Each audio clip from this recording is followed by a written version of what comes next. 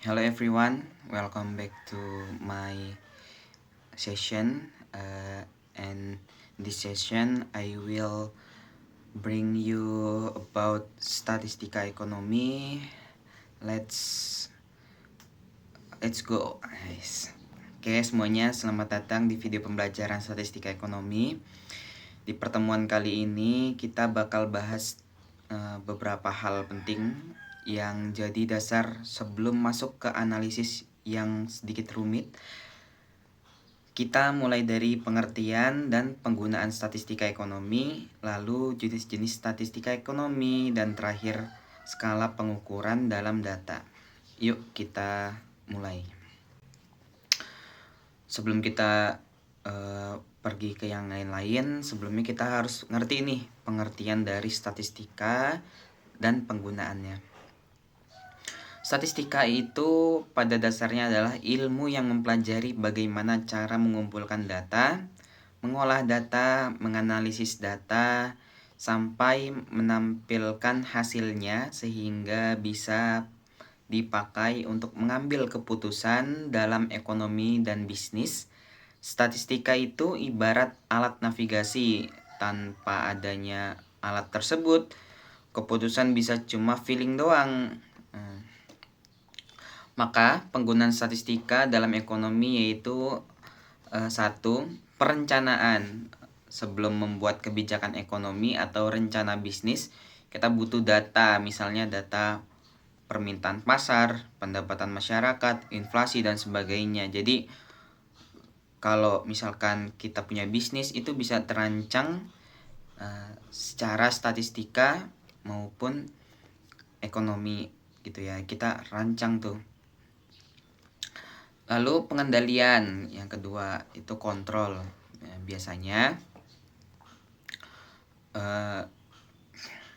ada orang yang menggunakan statistika untuk pengendalian sehingga bisa diantisipasi gitu, bisa mengantisipasi sesuatu. Yang ketiga itu ada evaluasi perusahaan atau BUMN atau pemerintah itu bisa mengevaluasi sesuatu tragedi atau strategi yang ada di negaranya atau di tempat dia usaha sehingga lebih efektif. 4. Itu peramalan. Ya, dengan adanya data statistika kita tuh bisa meramalkan kedepannya seperti apa ya dengan bukti konkret yang terjadi saat ini.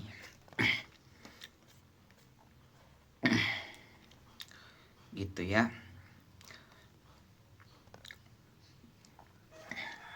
Terus jenis-jenis statistika. Kalau kita ngomongin jenis-jenis statistika, umumnya itu ada 2 kategori besar, yaitu simple tapi fundamental banget. 1. Statistika deskriptif. Jadi statistika deskriptif itu fokusnya meringkas dan mendeskripsikan data, misalnya rata-rata, median, modus, grafik batang, histogram, diagram pie. Jadi statistika deskriptif itu enggak menarik kesimpulan luas, cuman menggambarkan apa yang terlihat dari data. Contoh, dari 100 responden, rata-rata pengeluaran bulanan mahasiswa adalah 1,2 juta rupiah. Itu deskripsi, belum generalisasi, hanya deskripsi saja. Jadi statistika deskriptif itu bukan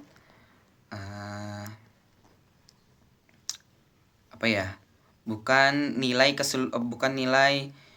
satu per satu gitu, bukan nilai satu per satu, tapi lebih mendeskripsikan sesuatu yang ada gitu, dideskripsikan. Jadi orang-orang itu langsung ngerti apa yang ada di deskripsi tersebut. Nah, itu maksudnya statistika deskriptif. 2. Statistika inferensial. Kalau inferensial kita pakai sampel kecil untuk menarik kesimpulan tentang populasi keseluruhan Di sini sudah ada uji hipotesis, regresi, korelasi, dan interval estimasi. Contoh, mengambil 200 orang sebagai sampel untuk menyimpulkan pola konsumsi seluruh masyarakat di kota tersebut. Jadi dari 200 sampel kita bisa menyimpulkan pola konsumsi seluruh masyarakat di kota tersebut. Kayak misalkan satu kota ada 20 kecamatan, berarti setiap kecamatan kita ambil sampel 10 orang. Maka jadi kita tuh lebih gampang tuh melihat pola konsumsi yang ada di kota tersebut itu seperti apa sih gitu. Jadi gampangnya deskriptif itu menceritakan data apa adanya, inferensial itu membuat kesimpulan berdasarkan data. Selanjutnya ada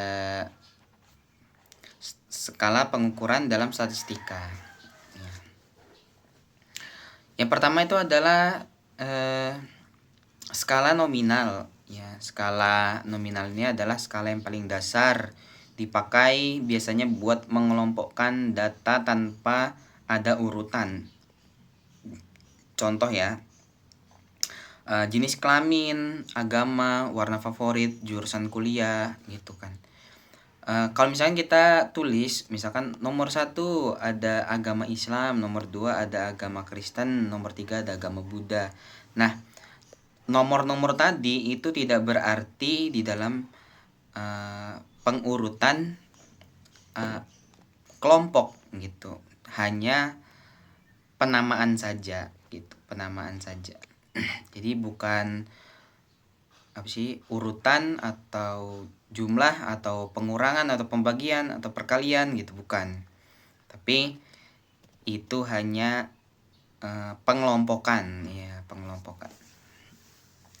Nomor 2 skala ordinal, masih berupa kategori tapi ada urutannya gitu. Nah, kalau skala ordinal itu ada urutannya tuh. Contoh, tingkat kepuasan, puas, cukup, dan tidak puas. Jadi itu ada urutannya, walaupun dia di situ nggak ada spesifik angka gitu. Ya, puas, cukup, dan tidak puas. Nah, itu kan berbeda tuh, berbeda-beda. Nah, tadi kalau misalkan yang nominal itu kan ada agama Islam, agama Kristen, agama Hindu, agama Buddha. Nah, semuanya itu sama. Gitu, semuanya sama-sama agama. Jadi bukan kayak puas, cukup, tidak puas, bukan. Nah, kalau skala ordinal itu ada pembatasnya gitu. Nah, kalau agama ini nggak ada pembatasnya nih, atau jenis kelamin gitu.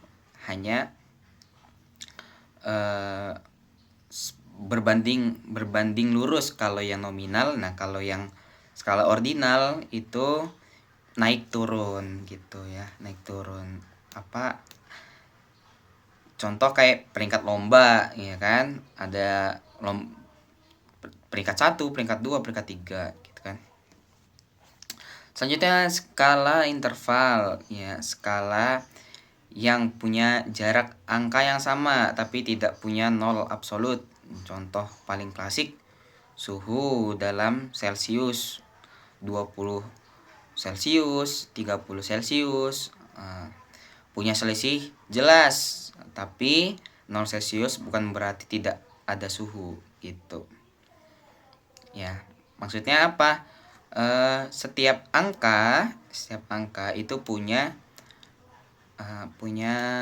kedudukannya masing-masing gitu, punya kedudukannya masing-masing. Kedudukannya masing-masing dan tidak memiliki nol absolut gitu, tidak memiliki nol absolut. Berarti kalau minus itu masih ada tuh, masih ada angkanya tuh, masih ada intervalnya gitu ya. Contoh kayak misalkan minus 100 derajat Celcius. Nah, itu kan berarti tetap tuh masuk dalam skala interval karena itu masih punya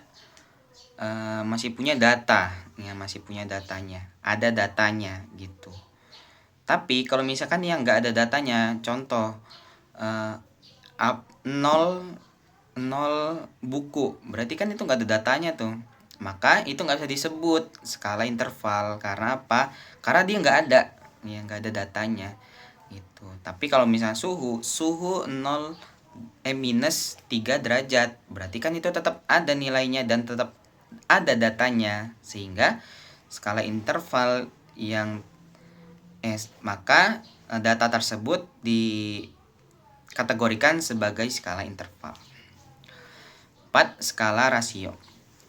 Nah, skala rasio ini paling lengkap dari versi sebelumnya, yaitu punya jarak, angka yang sama, dan ada nol absolut. Contohnya pendapatan, berat badan,